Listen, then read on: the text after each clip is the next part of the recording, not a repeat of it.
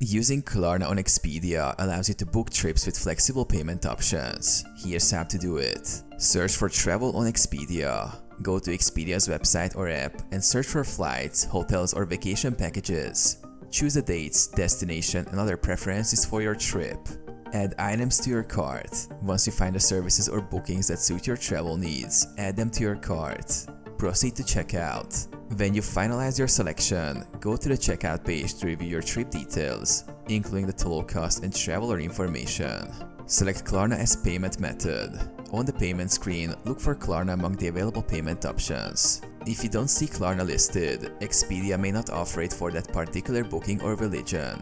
Log into Klarna. You'll be prompted to log into your Klarna account. If you don't have one, you can create it at this point. Klarna will perform a quick credit check to approve your payment. Choose a payment plan.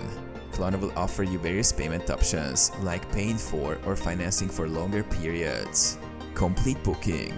Once you select your Klarna payment plan, confirm your booking. You will receive confirmations from both Expedia and Klarna.